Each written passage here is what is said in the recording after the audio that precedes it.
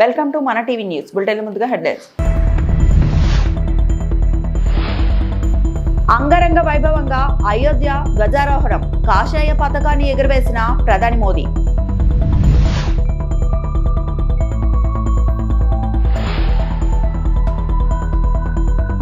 కడప జిల్లాలో 3 రోజుల పాటు వైఎస్ జగన్ పర్యటన.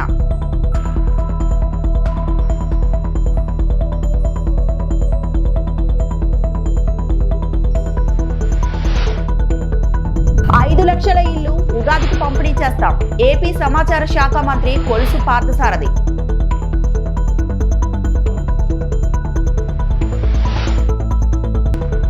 మరో తుఫాను వచ్చేస్తోంది.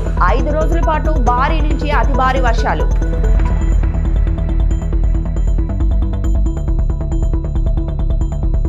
ఉత్తరప్రదేశ్లో ప్రసిద్ధ పుణ్యక్షేత్రం అయోధ్యలో అద్భుత ఘట్టం ఆవిష్కృతమైంది.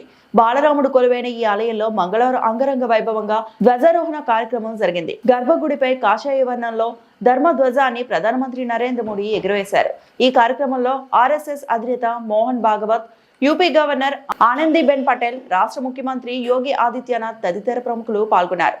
అంతకుముందు ప్రధాని మోదీ గర్భగుడిలో బాలరాముడికి హారతి ఇచ్చి ప్రత్యేక పూజలు చేశారు.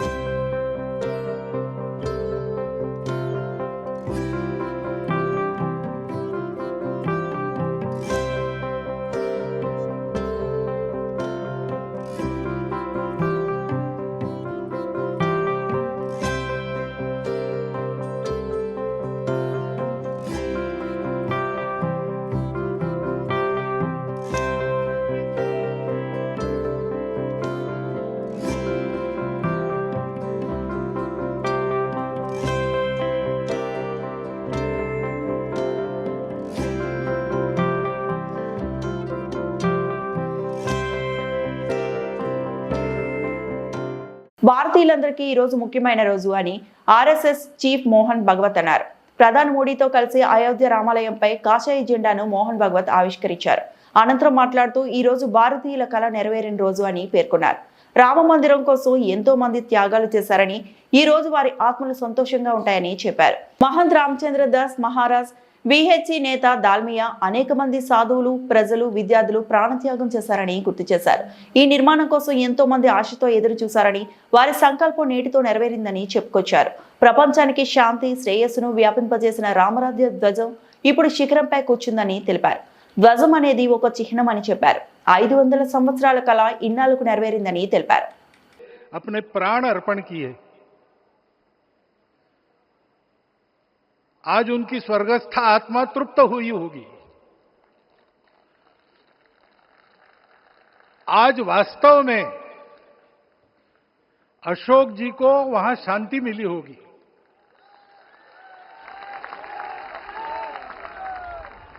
महंत रामचंद्र दास जी महाराज, श्रीमान दालमिया जी, कितने संत, कितने गृहस्थ, कितने विद्यार्थी, उन्होंने अपना प्राणार्पण किया, अपना पसीना बहाया। जो पीछे रहे वो भी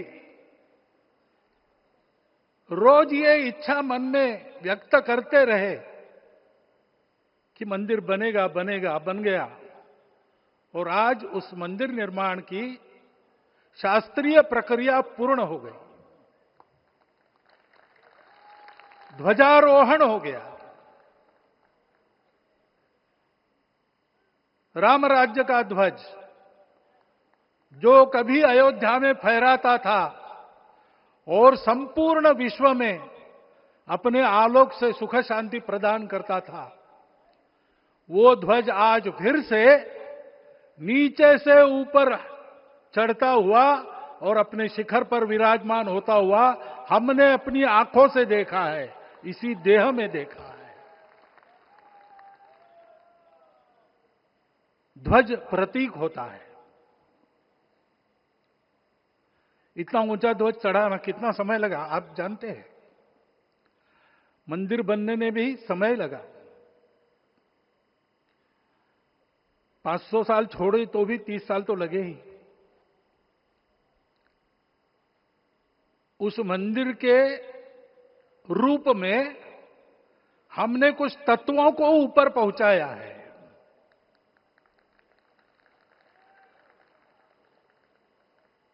सारा विश्व जिससे ठीक चलेगा, अपने व्यक्तिगत जीवन, पारिवारिक जीवन से लेकर तो सृष्टि जीवन तक सबका जीवन जिससे ठीक चलेगा, वो धर्म, उस धर्म का प्रतीक भगवा रंग, वह इस ध्वज का रंग है। ये धर्म ध्वज है। इस धर्म ध्वज पर रघुकुल का प्रतीक कोविदार वृक्ष है। ఈ రోజు నుంచి 3 రోజుల పాటు కడప జిల్లాలో మాజీ సీఎం వైసీపీ అధ్యక్షుడు వైఎస్ జగన్ పర్యటించనున్నారు. తన సొంత నియోజకవర్గమైన పులివెందుల్లో 3 రోజులు ఉండనున్నారు. ఇవాళ మధ్యాహ్నం బెంగళూరు నుంచి నేరుగా పులివెందులకు జగన్ చేరుకోనున్నారు. సాయంత్రం 4 గంటల నుంచి 7 గంటల వరకు క్యాంపు కార్యాలయంలో ప్రజా దర్బార్ నిర్వహించనున్నారు.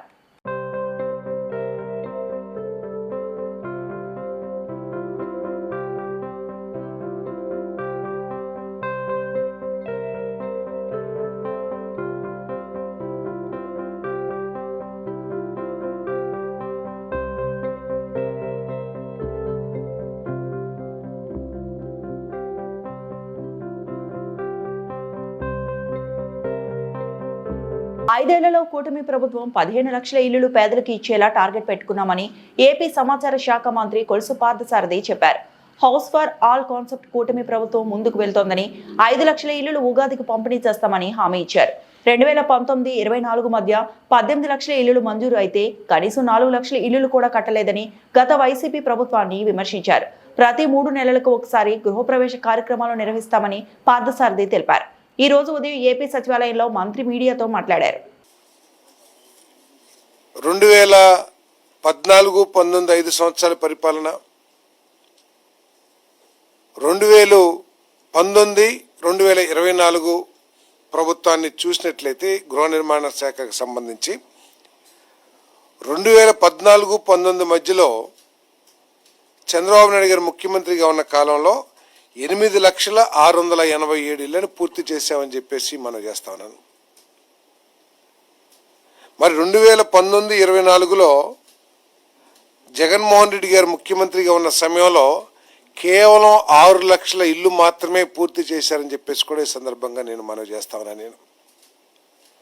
5 సంవత్సరాల్లో వైఎస్ఆర్ కాంగ్రెస్ పార్టీ 6 లక్షల ఇల్లు పూర్తి చేస్తే ఈ 16-17 నెలల కాలంలోనే 3,192 ఇల్లు పూర్తి చేసిన ఘనత కూడా కూటమి ప్రభుత్వం అని చెప్పేసి కూడా మనం చేస్తా ఉన్నాను. వారు ఏదైతే వాదన చేస్తున్నారో మేము కట్టిన ఇల్లు వాళ్ళు ప్రారంభోత్సవం చేస్తున్నారు, మేమే మొత్తం ఇల్లుని స్టార్ట్ చేశామని చెప్పి చెప్పుకుంటున్నారో, ఒకసారి ఆనాటి ముఖ్యమంత్రి యొక్క ఆలోచన ధోరణి ఓసారి అది చూస్తే, ఎన్టీఆర్ హౌసింగ్లో ఏదైతే 2014-19 మధ్యలో నిర్మాణంలో ఉన్న ఇల్లుని ఏదైతే చూస్తే దాదాపు 4.7 లక్షల ఇళ్ళని ఏదైతే నిర్మాణంలో వివిధ దశల్లో ఉన్నాయో వాటన్నిటిని కూడా క్యాన్సిల్ చేశారు. అదేవిధంగా 2.7 లక్షల మంది ఇల్లు పూర్తి చేసుకుంటే 920 కోట్ల రూపాయలు ఎగ్గొట్టారు. ఈరోజు వైఎస్ఆర్ కాంగ్రెస్ పార్టీ వాళ్ళు చెప్పాల్సింది ఒకటే, అంటే దాదాపు 8 లక్షల మందికి డబ్బులు ఎగ్గొట్టనివ్వండి, లేకపోతే మధ్యలో ఉన్న వాళ్ళని ఆపేసేయండి.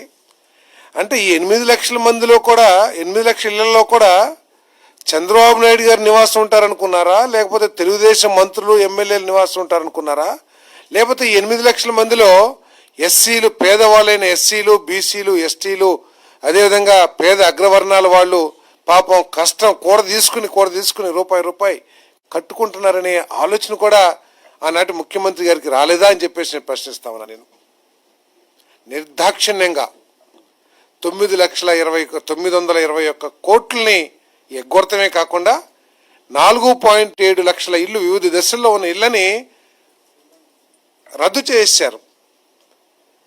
దాంట్లో దాదాపు నాకు తెలిసి ఆ పేదవాళ్ళందరూ కూడా 500 నుంచి 1000 కోట్ల వరకు ఖర్చు పెట్టుకుంటారు సొంత డబ్బు.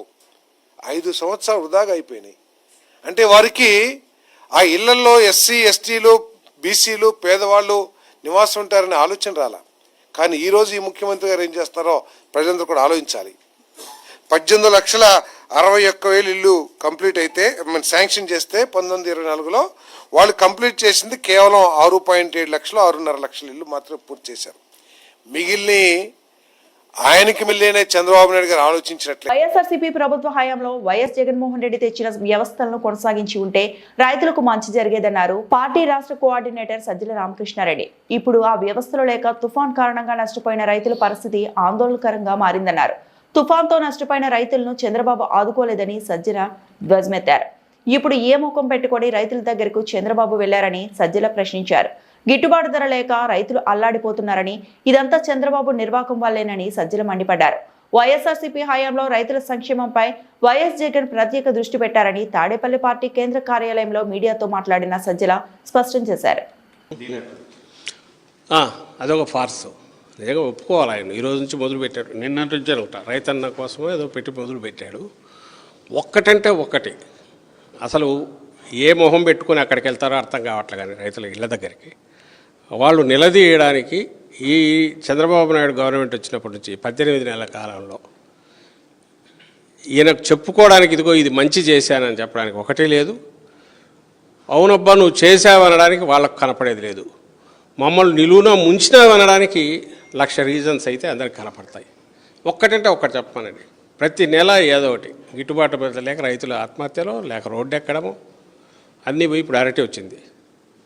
దీనికి ముందు ఉల్లిగడ్డలు వచ్చాయి, టమాటా వచ్చింది, ఇంకా చీనీ వచ్చింది, రాందేది మిర్చి, ఫస్ట్ మిర్చితో మొదలైంది, పొగాకు అయింది, ఇంకా అన్నీ తృణధాన్యాలు మామూలు సజ్జలు, జొన్నలు, ఇవి కూడా. ఒక్కటంటే ఒక్కదానికైనా ఏదైనా గిట్టుబాటు ధర వచ్చిందా? నువ్వు మార్కెట్ ఇంటర్వెన్షన్ కింద ఏ రోజు అన్నా ఎంటర్ అయ్యావు?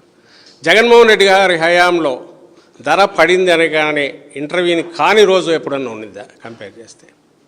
మా హయాంలో రైతు నష్టపోతాడేమో 84 లక్షల మంది ఆటోమేటిక్ ఉచిత బీమా కింద వస్తే ఈరోజు ఆయన మొత్తం తీసేసి మీరు చేయించుకుంటేనే మీకు దిక్కు అంటే ఎంతమంది చేయించుకున్నారంటే 19 లక్షలు.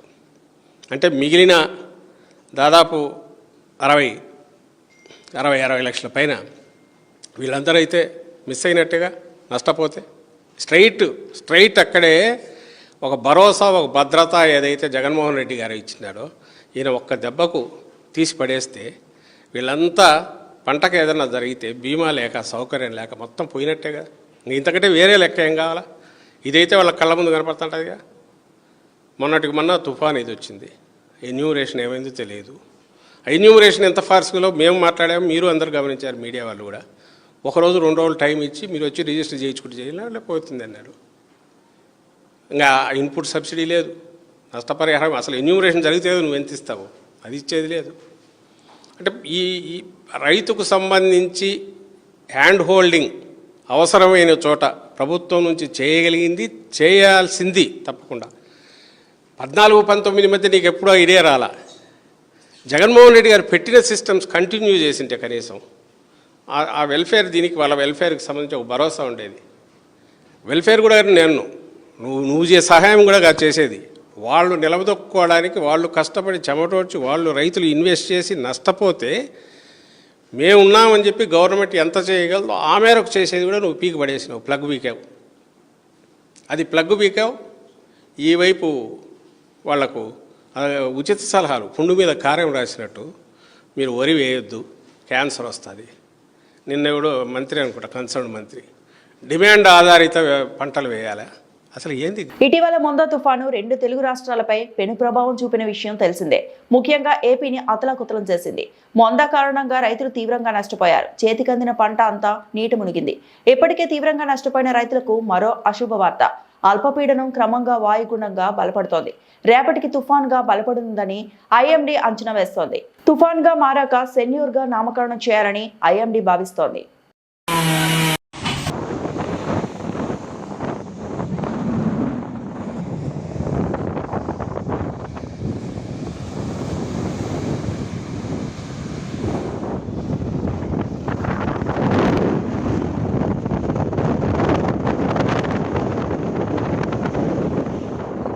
ఏలూరు జిల్లా కామవరపుకోట మండలంలో పార్టీ కార్యకర్తల కష్టంతోనే తనకు వరుసగా రెండోసారి మండల టీడీపీ పదవి దక్కిందని, వారికే నా జీవితం అంకితమని మండల టీడీపీ అధ్యక్షులు కిలార సత్యనారాయణ అన్నారు.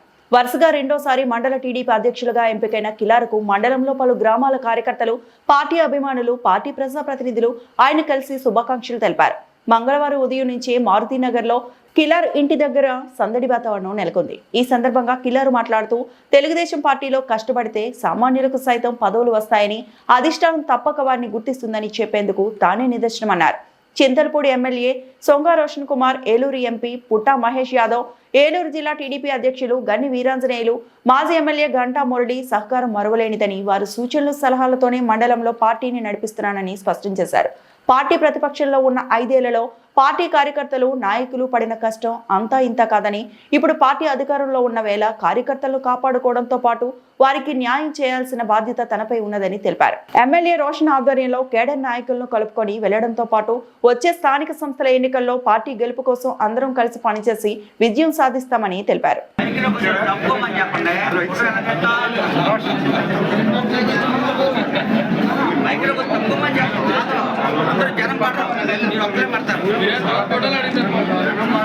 అయితే బాగుంటుంది.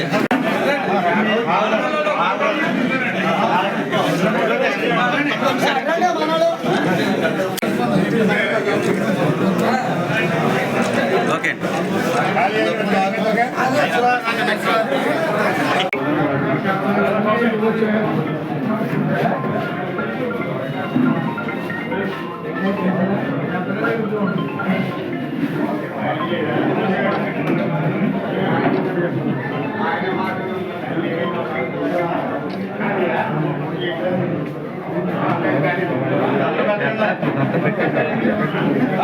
పార్టీకి ఎమ్మెల్యే గారి ద్వారా పార్టీకి పంపించడం జరుగుతుంది.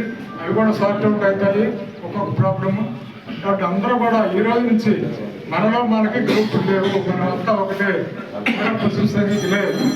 సైకిల్ చూస్తే మనం అందరూ కూడా చంద్రబాబు నాయుడు గారి నాయకత్వం, చంద్రబాబు నాయుడు గారి నాయకత్వం, లోకేష్ బాబు గారి నాయకత్వం, లోకేష్ బాబు గారు, అలాగే మన ఏలూరు శాసనసభ్యులు పెరెడ్డి రాధాకృష్ణ గారు, అలాగే మనకు అప్పటితో అభ్యర్థులుగా వేస్తే బ్రహ్మరాజు గారు, వారు ఇంకా స్థానిక గ్రామాల్లో ఆనాడు వైసీపీ ప్రభుత్వంలో ఎంతో వ్యయ ప్రయాసాలు కోర్చి పార్టీని నడుంగట్టి పిలిచి కాపాడినటువంటి తెలుగుదేశం పార్టీ నాయకులు చాలా మంది ఎకరాలు అమ్ముకున్నారు, ఆస్తులు పోగొట్టుకున్నారు, డబ్బు పోగొట్టుకున్నారు.